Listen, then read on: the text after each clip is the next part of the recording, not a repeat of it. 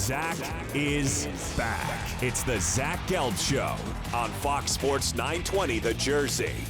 All right, welcome back in. Zach Gelb Show, Fox Sports 920 The Jersey. A lot of conversation today has been dominated by the decision of the Philadelphia Phillies to pull out the Pete Rose Hall of Fame, Wall of Fame weekend coming up in mid-August. And we also been talking a lot about the Eagles and Giants. Let's continue that conversation with Rich Quiñones of 97.3 ESPN, who's kind enough to hop on board with us right now.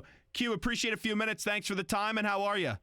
I appreciate the invite, Zach. I'm doing well, pal. How's everything? Doing great. Appreciate you coming on. So this decision by the Phillies, we all saw the horrific allegations that did come onto the scene on Monday with Pete Rose being alleged of statutory rape with a 16-year-old girl. Now, the statute of limitations have clearly passed, but this has come from the defamatory suit in this, so the defamation suit. So with that being said, Phillies had a decision to make. Do you think it was the right decision? No question. Absolutely. It was a no-brainer. You have to distance yourself from Pete Rose if you're the Philadelphia Phillies. It's not even an unfortunate situation. I mean, you just need to go back and look at his track record over the years. Put away these allegations and accusations for a moment. Just the perception of Pete Rose, and I said this today on my show, he probably could have went down as an all-time great sports hero, right? When you're a kid, it's all about Charlie Hustle. And now you look at him, and it's a sad state of affairs. And in light of these accusations, you have a rough season with the Phillies. They're not calling up the prospects. They're playing bad baseball. Attendance is down. The last thing you want is try to make a couple bucks and put some more fannies in the seats and recognize this guy. And they just can't. They cannot do it. I'm surprised it took so long, regardless if he's found guilty or not, as you alluded to. You can't do anything about it now. Statute of limitations passed. But it would be a horrible, horrible look for the Phillies organization. I commend them for actually showing a little bit of character and a little bit of gumption. I agree with you, and it's also an uncomfortable situation, true or not, when his defense is, hey, I thought she was 16 and he was 34. That's a real ugly defense. Yeah, it's weak. That's Pete Rose because listen, he's not a good guy. He's not a guy you're going to have a beer with. You might talk baseball with him, which would be great, but as far as life, that's not a guy you want to hang out with. You don't invite him into your circle. And remember, years ago, he just needed to come clean. He refused to do it. After Giamatti passed and they dealt with Uberoff, and Giamatti's last dying wishes were he's never going to get in the Hall of Fame, Pete Rose basically dug the hole, right? They're put the line down in the hole right now. They're getting ready to bury him. And I've maintained this for years. The only day he gets into the Hall of Fame is once he leaves this earth. Well, I agree and that's with probably you. by the Veterans Committee. And I think this was the last straw on it. I don't think teams are going to honor him again. The Reds already got that out of the way. I don't think baseball, after what came out on Monday, is going to honor him. And he'll probably lose his job with Fox as well, you have to imagine. You know, that's an interesting point you bring up. I did not even really have time to think about that. I'm sure they're going to do their due diligence, but even if you do your due diligence, come on, we've seen talking heads on the air who, let's be honest, they don't have the best character and they still find jobs in television. When it comes to the topic of the Hall of Fame, and we talk about how we're both in agreement that he'll probably get in after, he's long gone from this earth at this point. Are you someone that says he should be in the Hall of Fame? How do you approach that subject? Listen, it's not the hall of character or morality, right? We've got womanizers. We've had alcoholics. We've racists. Had racists in the Hall of Fame. Absolutely. Listen, for his play on the field, without a question, he's a lightning rod because what's the one thing you can't do? When you walk down the tunnel and you go in the locker room, you go in the dugout or go on the field, what's the sign say? No gambling. He knew that. He broke that rule. And unfortunately, he's going to be punished. Now, I think the time has passed. But because of this now, I'm starting to think to myself, even the old veteran writers, they're not going to turn a blind eye anymore. And I think he's going to really have to come back in the good graces of everyone. For his play on the field, no doubt, he's a Hall of Famer. Absolutely. Look what he's done with the two franchises, and especially when the Phillies signed him. Past his prime, 80, and then getting back to the World Series in 83. He was a catalyst for that team. So absolutely, for the play on the field, but it's a dicey situation with the Hall of Fame. And there's a lot of contradiction, is there not? I'm sure you interview a ton of baseball writers. Explain to me how some of these writers, who I've argued with over the years, will say absolutely no to steroid users and PED users, but yet they're the same writers who will vote for regular season awards. No, and we know it's a good point. And you know what? The writers, and I understand when you have a process that hey, it's something that it's someone's opinion. You're going to have these different opinions. But the baseball writer, to me, I just don't understand the direction, really, of the Hall of Fame, because you have so many of these personal feelings into it. Like, we had Randy Miller on the show from NJ.com, and Randy is a good baseball guy, does a good job covering the Phillies for all those years, and now with the New York Yankees. But his way of not voting for Curt Schilling, I just thought was laughable, and we debated that on this air. But that's the big thing, what you said. This is not the Hall of Fame of morale, and that's why I got to the point where I put the steroid guys in. Yes, we know that they're cheaters, but they were still great baseball players. Barry Bonds is one of the best baseball players I've ever seen. He has to be in the Hall of Fame. Listen, he would have been in the Hall of Fame even if he didn't take steroids. The same with the likes of the Clemens and the Alex Rodriguez. McGuire's a little different, struck out a lot, home run hitter. And I go back to something you just said. You made an excellent point. Listen, Richard Justice, I've had him on the show several times, and he is very adamant on, obviously, the Houston Astros. And it's laughable how some of these guys have this agenda. They want to push the narrative of certain players where there's absolutely no rhyme or reason. Jim Rice was a different animal because he never got along with the media in Boston, but you can't tell me he wasn't a Hall of Famer. The likes of Pedro Martinez, Curt Schilling, you're absolutely right. There are guys that, I always say this, and maybe you agree, you're talking sports with your buddies, at the bar, you're going out or you're watching the game. If you have to ask the question, if he's a Hall of Famer or not, you kind of already know the answer. That's the way I look at it. And also with this, I think that the Hall of Fame, too, as we're talking to Rich Quiñones right now on the Zach Gelb Show, Fox Sports 920, the Jersey, with the Hall of Fame, this level of separation when it comes to guys that cheated, like some people say put Pete Rose in, but then don't put the steroid guys in. They all still cheated. And I know that the steroid thing is different from baseball, from gambling on baseball. But when you look at even some of these steroid guys, there is division with that. Some people say put Barry Bonds in, put Clemens in, but not Sosa and McGuire. And that's a tough line to play, especially I know Sosa cheated and he got caught and he lied and all that. But I still think you have to put Sosa in. Listen, guys were taking greenies in the 70s. And you go back, the argument in 98 was who brought baseball back. It was that home run classic, right? It was back and forth, Sosa and McGuire. You're right, Rafael Palmeiro, you can make a case for. How about Mike Piazza? There's no question he's a first-ballot Hall of Famer, but unfortunately he was all of a sudden under that cloud, if you will. Listen, we're dealing with it right now when you look at some of these guys. You know how many guys called up and insinuated, well, look at the numbers Judge is putting up. Look what Bellinger's doing. We're so quick to Gottlieb react did it the right other away. day with Adrian Beltre. Exactly, and that's just absolutely ludicrous. It's stupid. There's a difference, Zach, if you want to look at the players and look at their longevity and you want to call them a compiler, if you will. A lot of guys will hang on a couple years to get the 500 home run because years ago it got you in the Hall of Fame. Well, it doesn't right now, where the 3,000 hits. There's so much more into it. And then you got the sabermetrics guys and the guys that look at the stats and then WAR. I mean, I would love to be a fly on the wall. Now, I don't have a vote, but I know about 20 guys that vote, and I have this argument every year with them. Just give me a little taste. Let me know what you guys are looking at, and everyone seems to have a different criteria. And I think that's where you start to run into this guy only got 40%, this guy got 50%, this guy only got 65%. You can't stick everyone in. You just can't. But there are some guys that you would think would be no-brainers. Now, since you brought up Piazza, Pudge just got in. Pudge once said, when they asked him about steroids, he said only God knows the answer about that one. So to me, that's an admission. Piazza has denied. He had to wait, Piazza. And Pudge, you said only God knows the answer to it, didn't have to wait. How does that make sense? Well, listen, when you throw God in people's face, I mean, that's the out, right? That's the easy out. You can't go against the man upstairs, can you? Listen, it's ultimately, unless you're in that locker room and you know what these guys are doing, the funny thing is everyone thought Jose Canseco was absolutely off his rocker with all his accusations. And he was the most truthful one.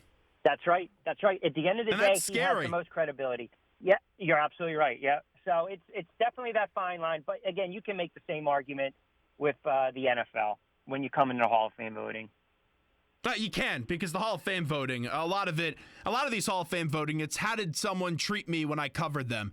T.O., how is T.O. not in the Hall of Fame when it comes to the NFL? Yeah, and people, I can tell you, they look at T.O., and I remember those Eagles teams that I covered, they look at him as a guy that wrecked a team, but you can't dispute the talent. You can't. You cannot dispute the talent on the field. And that's always right. They look at how they get along with the media, and it's at the end of the day, it's the guys with Dependent Inc., the guys that write up the stories, cover the teams. They typically have that power in that last word. I don't always agree with it because I just think everyone pushes their narrative, and that's not fair. It's really bad when you have writers that actually have to petition for certain players that are no-brainers. They're absolutely like a guy that does not vote for Ken Griffey Jr. just It's because they don't want to give him 100%. Exactly. You should have they should actually rescind your vote. You should not be allowed to vote because you're doing a disservice to the game and to the players. Talking to Q right now from 97.3 ESPN. Okay, let's talk a little Giants. There was some unfortunate news today that turned out not to be as bad as people thought with Shepard. Looks like Shepard's going to be okay, and it's just a really bad ankle sprain. Listen, the end of the day, that would have been a major, major blow to that offense. But again, they make the move for Brandon Marshall in the offseason. Listen, you know this. The Giants are right in your backyard. I'm sure your callers probably echo these sentiments that are Giant fans. It comes down to tackle position. It comes down to that offensive line. You have to keep your quarterback upright. I'm going to talk to Paul Perkins later on this week because I'm curious. The Giants, when you look at their offense, Zach, what do? They don't run to set up the pass. They pass to set up the run. The Marshall acquisition was big in this regard. He'll move the chains. He'll move the sticks. You double on Beckham. You got the big tight end. You have an H-back. But ultimately, whether Shepard's 100% or not, knock on wood, it's just a minor low ankle sprain like a basketball injury. That offense is going to live and die on the heels of the quarterback and on the offensive line. If they cannot protect Eli Manning, they'll move the ball 20-20. But, again, you're going to see a lot of throws in the dirt. You're going to see him under duress. They averaged 19.7 points per game last year. That's not going to get it done. And we saw what happened in the playoffs. You lose Cromartie against the Packers, you get exploited. So, again, you got the tackle, you got the line issues, and you better make sure you have a little depth back there in the secondary. This line, Jerry Reese did not address it until very late in the draft, and you can't put that much stock in the player that they did draft very late on in the draft. My question is, do you have any confidence why guys like a Flowers or a John Jerry and a Bobby Hart can turn this thing around? I think Jerry and Hart are serviceable. I spoke to Adam Geddes last week. He's going to get some more reps. Listen, if anyone thinks for a minute that all of a sudden they're rolling out O'Hara, Snead, Seibert, Chris Seibert, Kareem McKenzie deal, it's not happening. I'm hopeful that Flowers maybe is a late bloomer. There are things that had to be corrected. The footwork, squaring up, those are correctable things, techniques. Now, again, I would have moved him over, and then you slide, you move a couple guys. You can shift a couple guys on the line, if you will, but it's got to be his position to want and to own and to take, because that's a left tackle. The left tackle position is the most important football position in football on the line. So I would be a little upset if you're a Giants fan because Reese, they almost kind of dismissed the line. What happened 2 years ago? You got to fix the defense. They spent all the money. The defense clicks. It's lights out. Last year going into the offseason, what did he say after the season? Well, we got to make some upgrades with the offense and the ground game. It doesn't matter. If Flowers can't keep Eli upright, if they can't pass block, if they can't run protect, they're not going to run the football. You're not going to open it up. So it doesn't matter who's out there spread wide. And that's one of the issues. And you got to be able to punch it in. The offensive line, this. You got to win that battle in the trenches. And it's going to be interesting to see early on in the season, the first couple of games, how Flowers responds. If the kid has any gumption, any pride, they light a fire under his fan and he comes out and he plays well. You look at this division, I think it's so tough to handicap because I expect the Cowboys to still be a playoff team but not be the dominant force they were last year in the regular season. The Giants, they could be a Super Bowl team, but that offensive line is a concern. I was at Eagles camp today. I liked the offense of the Eagles, even though they did struggle today, but that secondary is just an anemic unit. It's going to be a problem all year, coverage with the corners. This division to handicap, how would you handicap it right now, 1 through 4? I think that, listen, you still look at Dallas as the favorite in the division because who won last year, the NFC East? The Dallas Cowboys. You got that major offensive line. You can live without Elliott for a week or two. You have McFadden. You're not going to ask Prescott to do too much. You still have the weapons. They're secondary. The injuries, the suspensions, that'll come and bite them in the tail. Defensively, the Giants have the best defense in the division, so I would give them a slight little edge. I actually favored the Giants to win the division. Now, I can see two teams making the playoffs. Washington, they had all these upgrades. listen, Kirk Cousins loses Garcon. He loses Deshaun Jackson. You got the issues with the tight end and Reed. You're losing running backs. But no one's talking about their defense. Their run defense was horrible last year. You lose Williams for the first couple games of the season. That's a major, major loss. They had to get Brown over to Buffalo as a free agent. You know, Ioannidis is probably going to get more reps, the kid from Temple. So, exactly. I went to school with him, actually. Okay, yeah, he's a man of few words. The kid is, but really, from what I'm told, yeah, we had him on several times. He doesn't say too much. Definitely, he walks that comfortably line, so they taught him well down there in DC. But by all counts, he's been standing out. Now you got to play better run defense. They allowed 100 yards or more in 10 games last year. $146 or more times. They got gashed by Dallas and Cleveland. You got to fix that up. And then you look at, like I said, the Philadelphia Eagles. Everything they've done, they've given Carson Wentz weapons. I think LeGarrette Blount is a huge under-the-radar signing. Forget about the wide receivers for a moment. Here's a guy that you've got a workhorse of a running back. You can give Sproles a little bit of a blow, or Barner, or Smallwood. Now, the kid Pumphrey, he's going to get lost in the backfield. That's another kid to watch. You got the wide receivers, Smith and Jeffrey, to stretch the field. The tight end. So Carson Wentz has a lot of toys to play with. I'm not, believe it or not, I'm not as high on their offensive line as a lot of people are, because I'm in the same boat as you. I think Peters could take a step back, and I don't love Kelsey. Yeah, I agree 100%.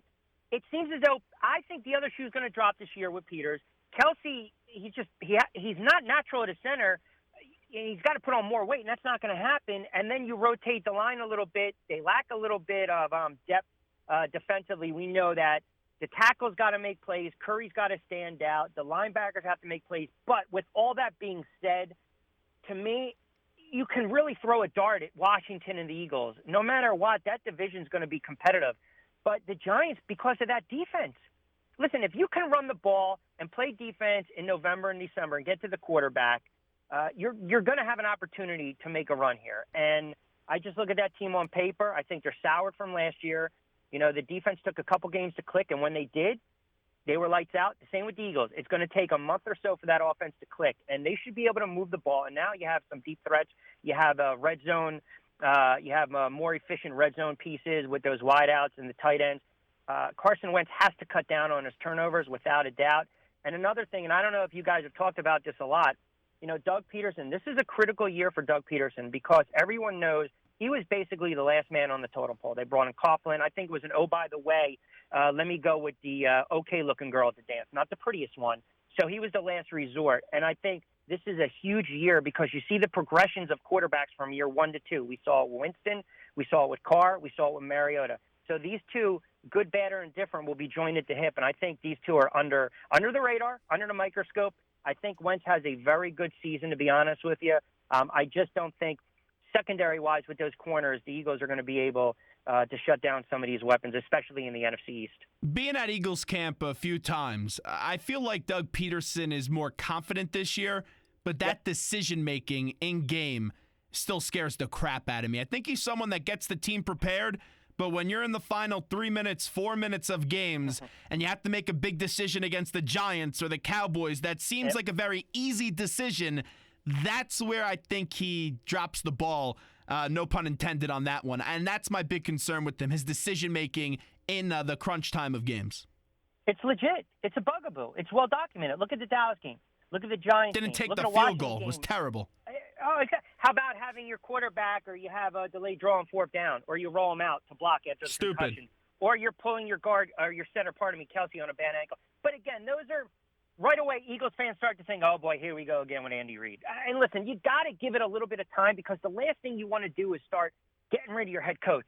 You got no stability in the franchise, and then you start to become Cleveland, the Jets. You know, Jackson. You don't want that, especially in Philadelphia. I'm telling you guys right now, you're listening on it. It's a huge year for Doug Peterson and Carson Wentz because if things go south quickly, I'm telling you, they're going to want him out. And then the question is, all right, what are you going to do? I know they're clamoring the rumors of Gruden. You hear it every year. I know after a while it gets old. I'm with you 100%. But they'll find a way to start inserting his name in there if the Eagles start off 1-4, 1-5. I don't think that's going to be the case. So I'm going to give him the benefit of the doubt. But you're right. He's got to clean up especially the late game decisions. It's like playing blackjack, right? Just be consistent. Just be consistent with when and how you hit. I like that little AC analogy by you as you do host the 97.3 ESPN. All right, Q, let me end you on this because I know you're a big boxing guy. Mayweather-McGregor, what do you feel on this fight? I know everyone's going to pick Mayweather as they obviously should, but does this thing have a chance to be a long fight or will this thing be over pretty quickly? Well, listen, and you're talking about a guy who broadcasts boxing and MMA as well on TV, and as objective as possible. It's an event. We know that. It's a joke. I don't even think McGregor is going to touch Mayweather. I don't care what the size gloves. I just don't care. It's different if you stick him in a cage. You're talking about a 49-0 fighter, a great defensive fighter who everyone thinks is boring. There's a reason he's one of the all-time greats defensively. They sold the heck out of this fight from a marketing standpoint. I had Steven Espinoza on from Showtime Sports. By his admission, it is an event. That's all it is. You know, there's a couple clauses in the contract, too. If McGregor turns around and gets frustrated and does anything that is similar or in the realm of an MMA room, an MMA move, you're talking about him basically getting sued and losing everything, and Dana White would cut ties with him. And we've already seen there are stories come out with the sparring where he's shown that he's gotten frustrated. Mayweather's going to dance around for a couple rounds, and he's going to jab him to death. And people that spend $100-something odd, they're going to be ticked off because you're going to get the same thing that you got with Mayweather and Pacquiao. Which is just terrible. And you know what, Zach? The thing is, though, it's not as bad for boxing as people think it is, but it's not going to help the sport. And again, you're going to probably see more MMA fighters try to cross over. I feel bad for the welterweights in the division who are rising stars that could have a crack at Mayweather. Listen, these guys market themselves. They're going to make millions of dollars payday, pay-per-view. I know the numbers so far, I've been told they're not really strong with these ticket sales, but they're relying on the PPV. And they're not going to have to worry about anything. Well, they didn't have to for the rest of their life. So it's an event. That's it. But if anyone thinks for one moment that McGregor is actually going to land and catch Mayweather is taking this fight serious. He doesn't want to be embarrassed. And McGregor's going to talk and he's going to yap, and then we'll see what he does afterwards. Will he go back to being a title contender in the UFC, or where he, I'm hearing reports he potentially might down the road want to start his own MMA league. So he can do basically anything he wants. I know this. They're going to collect a lot of money at the end of the day, and it's entertainment value. That's it. Nothing more, nothing less. Just one more thing, because I can't stand Floyd Mayweather. We all know he's a misogynistic monster, and I thought he was very weak in how long that it took him to get this Pacquiao fight to come to fruition. I know the Arum factor in that, but getting back to the outside of the ring things with Mayweather and the way that he's very misogynistic. In other sports, he would be out of the league. In boxing, he's not. Why is that culture of Floyd Mayweather with his misogynistic ways tolerated in boxing? It's not really the culture. It's this. In the NFL, in baseball, what do you have to back you? You have the unions. Boxing, you're solo, man. It's mano a mano, persona non grata. You're by yourself. And they know the type of draw he is. And to be honest with you, a lot of these promoters, it is about the money. That's it. You got a guy like Al Heyman, who's buying TV time left and right, spending $300,000, $400,000, $500,000 to put on production. Well, he's bleeding money. He's running out of money. But if you can still push, even a guy like Arum, if you can still push some of these young fighters and get the fannies in the seats and charge them $69 or $79, everyone's winning. And a guy like Mayweather is still a draw because he's relatively fresh in our minds. Listen, he's not a good guy. He's not. And a lot of young boxers want to get signed at a, quote, money team. He does not help them. He strings them along. There is a reason why Shakur Stevenson did not want to sign with Mayweather. You're talking about a Newark kid right around your guy's backyard, a kid I've covered in the Amories, a kid that just turned pro, a kid under top rank that made $30,000 his pro debut. Sugar Ray Leonard made $40,000 his pro debut in 76, 77. So take it for what it's worth. There's a reason they didn't want to waste their time, because Mayweather strings you along and gives you false hope. These kids don't have time for that kind of nonsense. They want to make their money. So if you don't have a union, if you have no one protecting you, everyone's out for themselves. It's almost like being a mercenary. And the reason people still deal with it is because they still look at Floyd as this. When he was Floyd Mayweather, good dude, great boxer. But then he turned to Money Mayweather, the promoter first, the brand ambassador, the marketer, the showman, boxer second. And some people bought into it. some didn't. Listen, he'll probably, if he wanted to come back, he'll come back. But no matter what, he's trying to take over boxing with a lot of things. And ultimately, you know what it does? It really hurts. At the end of the day, what these promoters are doing is they're filling their pockets. They're forgetting about the young fighters. They're forgetting about the local cards. I've screamed this for years, and I've argued with promoters and network guys and just a lot of boxing media guys. The young fighters need to get a little bit of shine. Put them on the local cards. Give them the opportunity. Guys like Lou DiBella, he does that kind of stuff. You know, in Philadelphia, Peltz does that kind of stuff. We're seeing in our backyard in the casino, they're giving these guys an opportunity to shine. You get them on a couple cards. You get an opportunity now. It's not MSG anymore. It's the Barclays Center. That's turning into the hub for boxing. And you get these guys on the undercard, and it helps. Once Mayweather's done, he'll still be around the sport. Then you get the next Mayweather. Then you get the next guy. Listen, you're already dealing with the clown Broner, right? This guy, again, he's got the greatest talent, but he's got no heart. But yet, he's a guy, he's still marketable. So there are guys out there that are doing it the right way, like the Garcias, like the Earl Spence Jr.'s. You know, then you got the young guys, like the Shakur Stevensons. They're going to do it the right way. As long as you got Mayweather and he's a draw, you can't do anything about it. You just got to deal with it until he basically just goes away. And that's not anytime soon. Rich, great stuff. Say hello to my friends at the Borgata for me, all right? All right, I'll keep the table warm. You got it, Zach. Keep up the great work, pal. Thanks so much. Rich Quiñones right there from 97.3 ESPN. Those bastards at the Borgata took $100 from me a few weekends ago at the blackjack tables. Wasn't that fun? We'll take a break. We'll wrap things up on the other side. Fletcher Cox, he did speak today. We will hear the audio from Eagles training camp with Eagle star and Fletcher Cox.